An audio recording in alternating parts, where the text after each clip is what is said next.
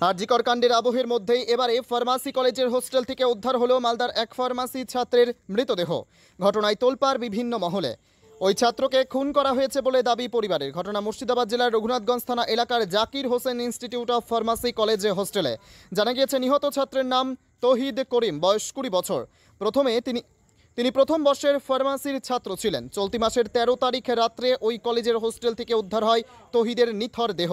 পরিবারের অভিযোগ, পরিকল্পিতভাবে খুন করা হয়েছে তাদের ছেলেকে। কলেজ পরিচালনায় যেহেতু রাজ্যের শাসক দলের প্রভাবশালী এক নেতার পরিচালনায় কলেজটি, তাই ঘটনার পর স্থানীয় রঘুনাথগঞ্জ থানায় লিখিত অভিযোগ দায়ের করতে গেলে পুলিশ অভিযোগ নিতে অস্বীকার করে বলে অভিযোগ। বলা হয় ময়নাতদন্তের রিপোর্ট আসার পরই অভিযোগপত্র নেওয়া হবে। আর অভিযোগ কলেজ কর্তৃপক্ষ এবং থানা থেকে জানানো হয় সংবাদ মাধ্যমে না জানানোর জন্য। কি বলছেন মৃত ছাত্রের বাবা রেজাউল করিম, শুনুন। অ্যাকচুয়ালি 12 তারিখে আমি ডিউটি থেকে আসি। আমি পেশায় ড্রাইভার, গাড়ি চালাই। আমি 12 তারিখ ডিউটি থেকে বাড়ি আসি। আমার কাজ ছিল রঘুনাথগঞ্জের দিকে। তো আমার ছেলে যেহেতু রঘুনাথগঞ্জের ওই সাইডেই আপনার জাকির হোসেন জাকির হোসেন ইনস্টিটিউট অফ ফার্মেসিতে পড়াশোনা করে। তো আমি আমার মিসেসকে বললাম যে যদি আমার ছেলের কোনো কিছু প্রয়োজন থাকে তাহলে জেনে নাও, আমি তো যাচ্ছি ওইদিকে, ওকে দিয়ে দেবো। এ বলে রাত্রে আমার মিসেস আমার ছেলের সঙ্গে কথা বললো। ভালোভাবে কথা হয়েছে। যা যা প্রয়োজনীয় জিনিস বলেছে, ছাতু, আচার, একটা গ্যাস সিলিন্ডার, কিছু হালকা পকেট মানি, যেগুলো যাবতীয় জিনিস সব ওরা আমার রেডি করে রেখেছিল। তারপর দিন আমি সকালে নিয়ে যাওয়ার জন্যে। রাত্রে আমরা এই কথা বলার পরে আমরা সব শুয়ে যাই। আর আমরা তারপর দিন সকালে আমি বাড়ি থেকে বেরোনোর সময় একবার আমি আমার মিসেসকে বলি যে একটু কনফার্ম হয়ে যাও, যদি ও নিতে আসে তাহলে আমি এগুলো নিয়ে যাব, নাহলে এখন নেবো না, পরে দেবো। এ বলে ফোন করলে আমার মিসেস আমার মোবাইল থেকেই ফোন করে, কিন্তু ও ফোন ধরে না। এবার ফোন ধরে না তো আমার মিসেসের চিন্তা ভাবনা যে হয়তো বাথরুমে আছে, না হয় ক্লাসে আছে, না হয় কোনো কাজে ব্যস্ত আছে। ও ফাঁকা হলে ফোন ব্যাক করে। তো আর ও বলে আপনার রান্না বান্না কাজে ব্যস্ত হয়ে গেছে বাড়ির। আমি আমার কাজে চলে গেছি। আমি আমার কাজের যাওয়ার সারাদিন কাজ শেষের মধ্যেই আমার মিসেস আমাকে ফোন করে দিনের বেলায় যে আমার ছেলের কোনো যোগাযোগ হয়েছে কিনা। আমি তো বললাম না, আমার সঙ্গে কোনো যোগাযোগ হয়নি। আর ক্লাস টাইমে ফোন করিও না, যেহেতু ক্লাস টেলাসে ব্যস্ত থাকে, পরে ঠিক ঘুরাবে। যতক্ষণ টাইম হয়ে গেছে যে হ্যাঁ ক্লাস থেকে আসার পরও ফোন ঘুরাই না, তখন কিন্তু আমার মিসেস আমাকে ফোন করে যে তুমি কলেজে যাও, ছেলের ওখানে তুমি যেহেতু আশেপাশে আছো, ছেলের ওইখানে গিয়ে খবর নাও, ফোন ধরছে না কেন বা ফোনে পাচ্ছি না কেন বলে আমাকে বলে। সেই মতো আমি আমার কাজ ছেড়ে দিয়ে ঠিকঠাক গুছিয়ে দিয়ে আমি কলেজের দিকে রওনা দিই। প্রায় রাত্রি তখন 9টা। কলেজ যাওয়ার আগেই কলেজের সুপার কানন চৌধুরীকে আমি ফোন করি। কানন চৌধুরীর সঙ্গে কথা হয় যে স্যার আমি তো আমার ছেলের সঙ্গে সেরকম যোগাযোগ করিনি, আমার মিসেস সারাদিন যোগাযোগ করে পাইনি আমার ছেলেকে। তো আমি হোস্টেলে ঢুকে আমার ছেলের সঙ্গে একটু কথা বলতে চাই বা একটু দেখা করতে চাই, আমাকে একটু অনুমতি দেন। উনি আমাকে অনুমতি দিয়েছেন। কলেজে ঢুকেছি জাস্ট আমি কলেজে গেটে পা দিয়েছি, ততক্ষণ আমার মিসেস আমাকে আবার ফোন করছে যে আমার ছেলে মারা গেছে।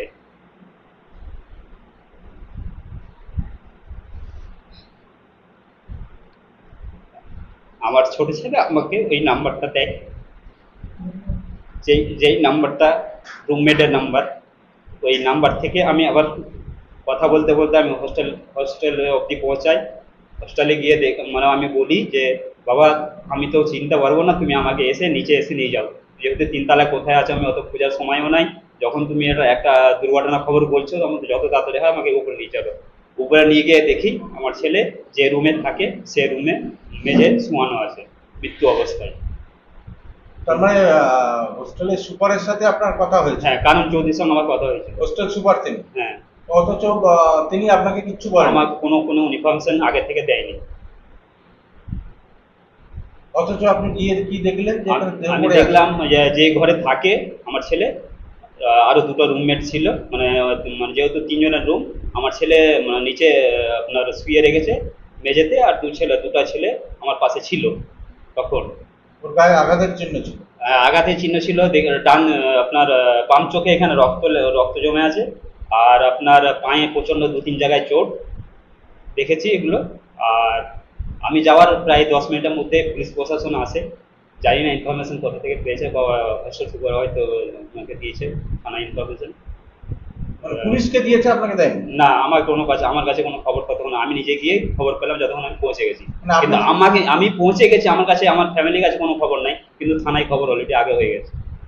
মানে আপনি যদি না যেতেন তাহলে জানতে পারতেন না? আমি না গেলে আমার ছেলের মৃত্যু তো আমি জানতেই পারতাম না, কিন্তু জানতে পারতাম না যে আমার ছেলে মারা গেছে বা অন্য কিছু এরকম, হয়তো জানি না কি কারণ হলো। আর আপনার থানায় যখন নিয়ে গেল আমার ছেলের বডি থানায় নিয়ে গিয়ে আপনার ইয়েতে রাখলো হসপিটালে।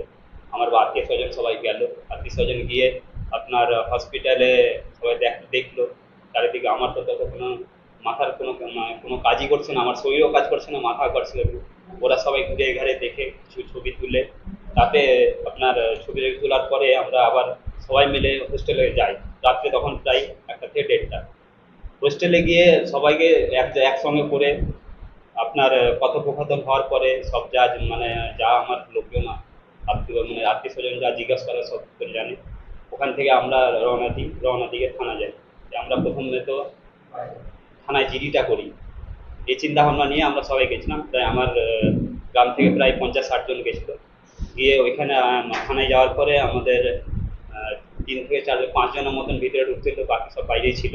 আমাদের 5 জনের মধ্যে 5 জনকে থানার মেজবাবু, জানি না ভদ্রলোকের নাম, মেজবাবু আমাদেরকে ঠিকঠাকভাবে বুঝিয়ে, মানে জিডি না নিয়ে, মানে এফআইআর নিচ্ছে না? এফআইআর না নিয়ে আমাদেরকে বুঝিয়ে ওখান থেকে পাঠিয়ে দিল। আর আমাদেরকে বললো কোনো অসুবিধা নাই, পোস্টমর্টমটা হোক, পোস্টমর্টমের রিপোর্টটা কি আসছে আমরা দেখি, তারপরে আমরাই ডেকে আপনাদের কেস করবো। আর পোস্টমর্টম আপনারা চিন্তা করেন না, আপনারা যদি সন্দেহ মনে করেন, পোস্টমর্টম হওয়ার সময় আপনাদের লোক দাঁড়িয়ে থাকবে সামনে, যে দেখতে পারবে তাকে রাখবো, আর আমাদেরও লোক রাখবো। কিন্তু এফআইআর জিডি নেয়নি, আর পোস্টমর্টম করার সময় আমাদের কোনো লোক রাখেনি। পোস্টমর্টম করার সময় ডাকেনি আপনারা? আমাদেরকে ডাকেনি। আর মিডিয়াকেও কি জানাতে পারছে? মিডিয়াকে জানাতে পারছিল, বলছে মিডিয়া টিডিয়া ইনফরমেশন করিও না, যতটা হয় আমরা সামলে দেব, কোনো অসুবিধা হতে দেবো না। এরকম চিন্তা ভাবনায় আমাদের কোনো মিডিয়া দেয়নি। আজকে আমি আপনার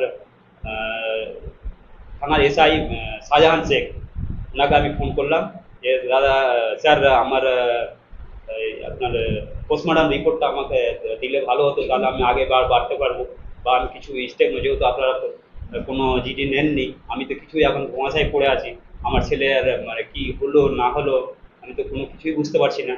তো উনি আমাকে উল্টাপাল্টা আরও থ্রেট দিয়ে, আমাকে ধমক দিয়ে কথা বলছে যে না। ছেলের মৃত্যুতে কি বলেছেন নিহত তহিদ করিমের শোকাহত মা লুসি খাতুন শোনাবো। আমার ছেলেকে আমি ফোন করেছি। আমার ছেলে আমাকে সোমবারের দিন রাত্রি 9টার সময় ফোন করছে, আম্মা বাবা আসবে, বাবাকে ছাতু দিবা, গ্যাস সিলিন্ডার দিবা, আর কিছু পারলে টাকা দিবা, আর আচার দিবা। এই বলে ফোন কাটলো। আমাকে বলছে কি করছো? ঘুমিয়ে আছি। আবার সকালে ফোন করছি ওর বাবাকে যে আমি তো দিব, তো ও তো আসবে রাস্তায়। ওকেও ফোন করছি, ফোন আর ধরছে না। ওর বাবাকে বলছি, ফোন ধরলো না, যে বলছে ছাড়ো, আমি আবার কালকে যাব, তখন নিয়ে যাব। এই বলে রাখলো, আর করলাম না। আবার সন্ধ্যার সময় আমার ভাতিজা ফোন করছে, আন্টি ওই কোথায়? আমি বলছি বাড়িতে নাই রে, হস্টেলে আছে। বলছে আন্টি আমার দরকারি আছে খুব কথা। ও আমার ফোন ধরছে না। আমি বলছি বেটা আমারও ফোন ধরেনি, ওর বাবার মোবাইল থেকে বলে করেছি।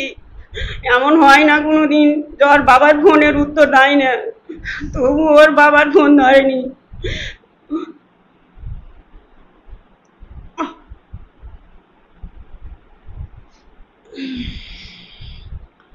দিয়ে বলছে আন্টি, আবার আমার ভাতিজা ফোন করছে, বলছে আন্টি তোমার ছেলে নাকি সকালে বেরিয়েছে কলেজ থেকে, এখনো ফিরেনি। বলছে যে ওর বন্ধুরা বলছে যে সকাল থেকে বেরিয়েছে, এখনো ফিরেনি। আবার আমি বলছি বাটা ওর বন্ধুদের নাম্বার দিত।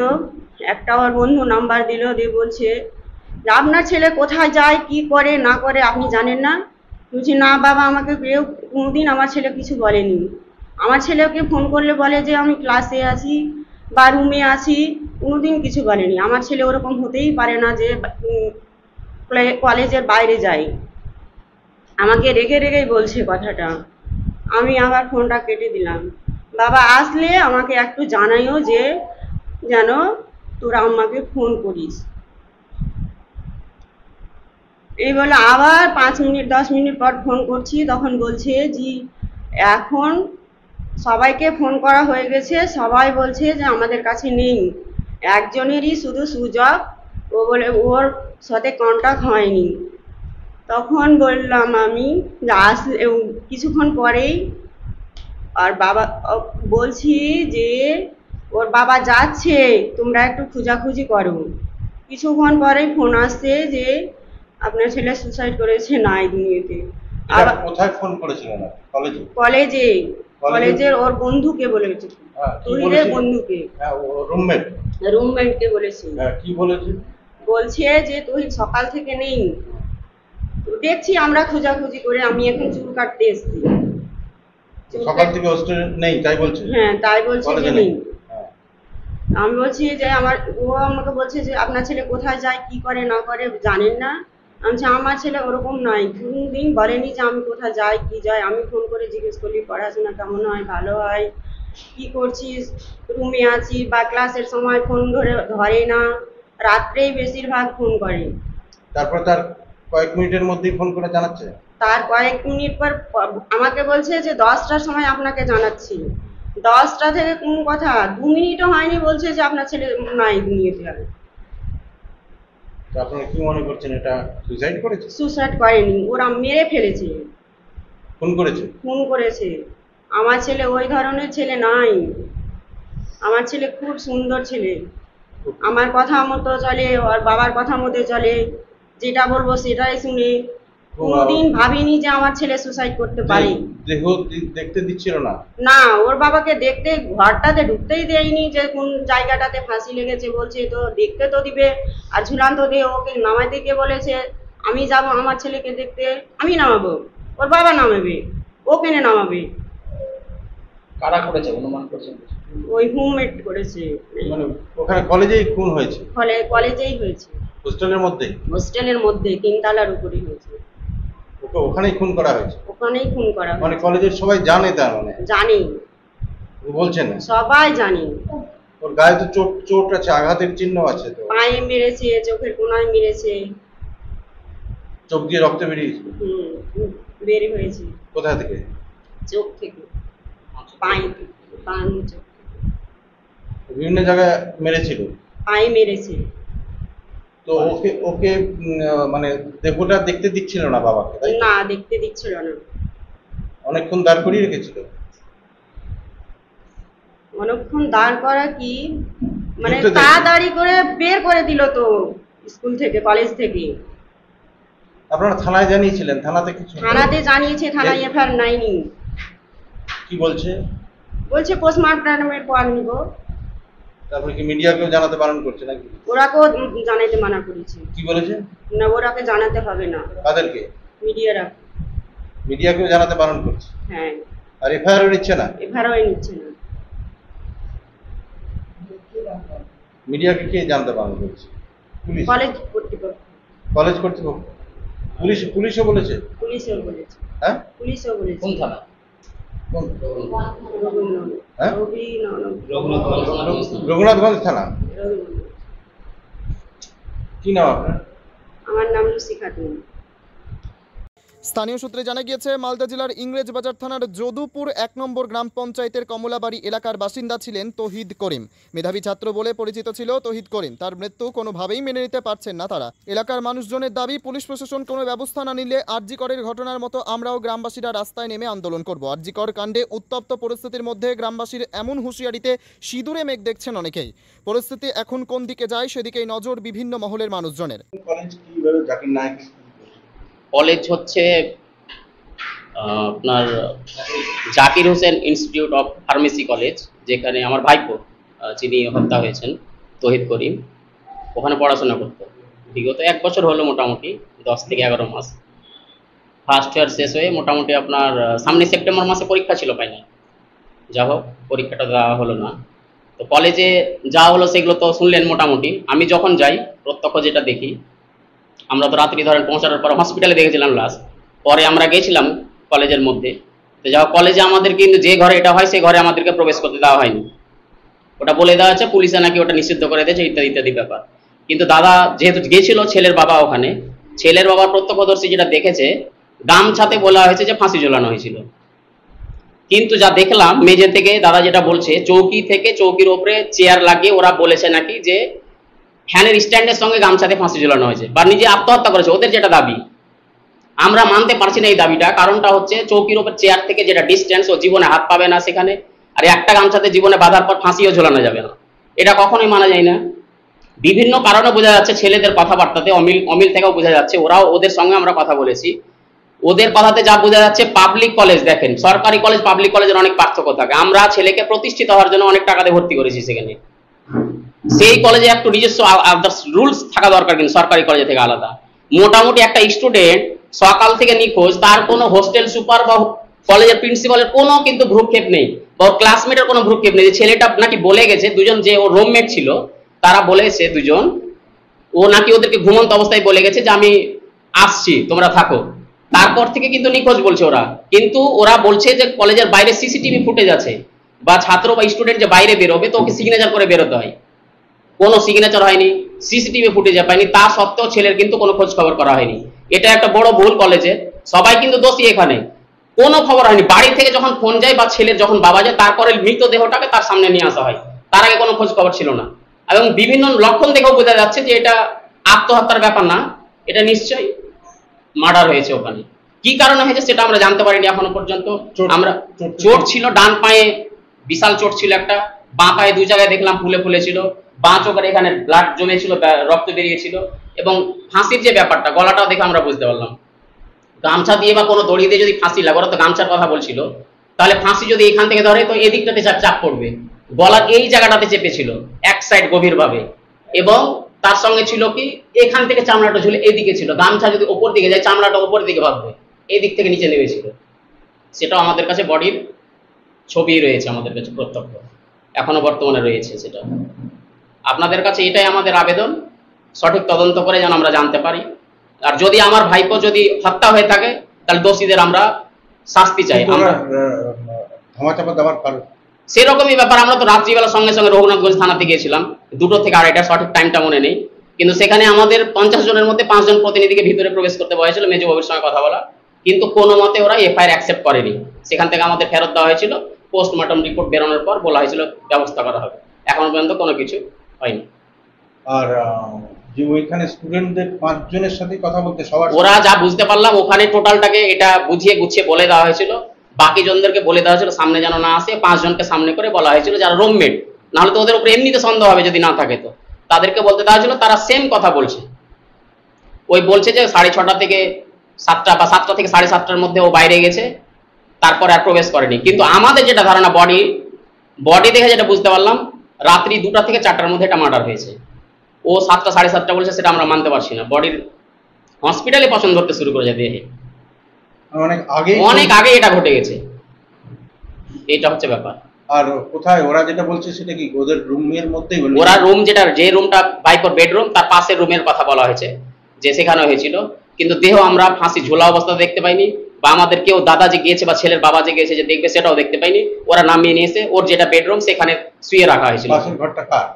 পাশের ঘরটা ওরা বলছে আড্ডা দেওয়ার ঘর, মানে ওখানে যারা থাকে ছাত্ররা বা কেউ আসলে ওখানে আড্ডা দেয়। সেই আড্ডা দেওয়ার রুমে যদি হয় এরকম ঘটনা, আর 12 ঘন্টা 13 ঘন্টা ধরে নিখোঁজ, তার কোনো খোঁজ খবর নেই। যে ঘরটাতে ওরা বলছে ফাঁসিতে ঝুলেছিল, ঝুলন্ত অবস্থায় পাওয়া গেছে, সেটা আড্ডা দেওয়ার ঘর, মানে ওখানে কি সব স্টুডেন্টরা থাকে? সব স্টুডেন্টরা আড্ডা দেয়, সময় অসময়ে গিয়ে আড্ডা দেয়, কিন্তু 12-14 ঘন্টা হয়ে গেল কেউ আড্ডা দিতেও যায়নি, তার কোনো খোঁজও হয়নি গোটা দিন ধরে। পরে যখন দাদা যাচ্ছে সেই মুহূর্তে বলা হচ্ছে, খবর দেওয়া হচ্ছে যে আপনার ছেলে নেই, পৃথিবীতে সুইসাইড করে মারা গেছে। দেহটা নিয়ে এসে আমরা দেখতেও পাইনি যে ফাঁসি ঝুলন্ত অবস্থা ছিল কিনা। যদি না যেতেন উনি, তাহলে হয়তো কি হতো সেটা আমরাও ভবিষ্যতে কি হতো সেটা বুঝতে পারি না। কারণ ব্যাপার হচ্ছে যে মনে হয় না যে আমরা দেহটা পেতাম যা অবস্থা। এটা বিধায়কের সেটা আমরা বলতে পারছি না, ওনার কলেজ বলে বা আর কিছু বা কিছু, এটা সেটা আমরা বলতে পারছি না। আমরা এটা কলেজ কর্তৃপক্ষের উপর দেশ দিচ্ছি, সেটা হচ্ছে কলেজ কর্তৃপক্ষের এটা দায়ী। তারপরে কি হবে না হবে সেটা, কিন্তু পুলিশেরও তো ভূমিকা যেটা দেখা যাচ্ছে সেটা তো ঠিক। পুলিশের ভূমিকা তো আমরা কোনো কিছু সঠিক পাচ্ছি না, কারণ ধরেন মৃতদেহ আমাদের খবর পাওয়ার আগে পুলিশ সেখানে গিয়ে হাজির, আবার আমরা সেখান থেকে যখন থানায় এফআইআর করতে যাই তখন আবার আমাদের অ্যাকসেপ্ট করছে না। তাহলে আমরা এখানে কি ভাববো পুলিশের উপরে? আস্থাই তো থাকবে না আমাদের পুলিশের উপরে। নাম আমার নাম বাদিরুজ্জামান, আমি ছেলে যে মারা গেছে তার কাকু। মালদার যদুপুরের কমলাবাড়ি এলাকা থেকে ফিরে স্বপন চক্রবর্তীর রিপোর্ট, টাইমস 14 বাংলা।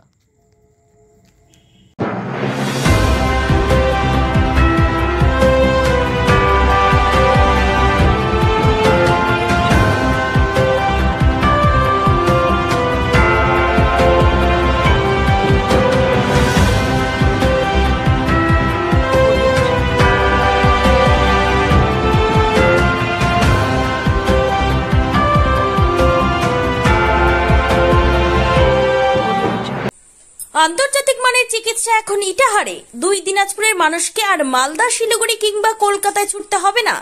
উত্তর দিনাজপুরের উদীয়মান ব্লক উদ্বোধন হলো Itahar Paramount super speciality hospital. Itahar ব্লকের নোমনিয়া এলাকার বাসিন্দা তথা মুম্বাইয়ের প্রতিষ্ঠিত ব্যবসায়ী রফিকুল ইসলাম এই প্রতিষ্ঠানটির রূপকার। এখানে থাকছে মাল্টি স্পেশালিটি হাসপাতালের সুবিধা, যেমন সম্পূর্ণ অটোমেটিক প্যাথোলজি ল্যাবরেটরি। এছাড়াও এখানে কলকাতা, রায়গঞ্জ, মালদা, ইটাহার, শিলিগুড়ি, বেঙ্গালুরু, চেন্নাই এবং মুম্বাইয়ের স্বনামধন্য চিকিৎসকেরা স্বল্প মূল্যে রোগী দেখবেন। উত্তর দিনাজপুরের ইটাহারে বসে উন্নত চিকিৎসা পরিষেবা পেতে এবং বহিরাগত চিকিৎসকদের মাধ্যমে নিজেদের বিভিন্ন রোগ ব্যাধি দূর করতে শীঘ্রই যোগাযোগ করুন Itahar Paramount super speciality hospital, Porsha Sheetal petrol পাম্পের বিপরীতে, ইটাহার, উত্তর দিনাজপুর। মোবাইল নম্বর 9064996969। আপনি কি কিডনির রোগে ভুগছেন? তাহলে আর দেরি না করে আজই আসুন আপনার এলাকার একমাত্র বিশ্বস্ত প্রতিষ্ঠান জীবন রেখাতে। এখানে বিশেষজ্ঞ নেফ্রোলজিস্ট ডাক্তাররা লেজার ট্রিটমেন্টের মাধ্যমে রোগীদের সমস্ত ধরনের কিডনির এবং প্রোস্টেটের অপারেশন করে থাকেন। রোগী দেখছেন nephrologist doctor Arkaprava Chakraborty, SSKM hospital, Kolkata. Doctor Sunil Kumar, Apollo hospital, Kolkata. Doctor Pinaki Mukherjee, NRS hospital, Kolkata. এছাড়াও এখানে প্রতিদিন অপারেশন করছেন ও বহির্বিভাগের রোগী দেখছেন ইউরোসার্জন ডক্টর আতার কাশিম, PG হসপিটাল, কলকাতা। তাছাড়াও এখানে স্বাস্থ্যসাথী কার্ড ও ওয়েস্ট বেঙ্গল হেলথ স্কিমের সুবিধা রয়েছে। আমাদের ঠিকানা রায়গঞ্জ, উকিলপাড়া। বিশদে জানতে কল করুন 8373066655 অথবা 8373066644 এই নম্বরে।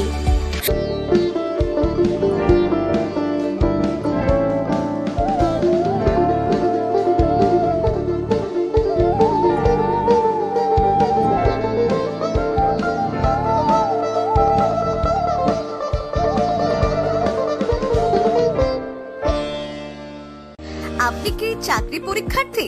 চাকরি পরীক্ষার বই খুঁজছেন? তাহলে আজই চলে আসুন সৌরভ বুক অ্যান্ড ম্যাগাজিন সেন্টারে। এখানে BSc, WBCS, bank, rail, ICDS, nursing, ANM এবং GNM সহ কেন্দ্রীয় ও রাজ্য সরকারি সকল চাকরির পরীক্ষার বই ও ম্যাগাজিন পাওয়া যায়। আমাদের ঠিকানা হরিমোড়, মোহনবাটি, রায়গঞ্জ। বিস্তারিত জানতে যোগাযোগ করুন 9002904090 অথবা 9434347016।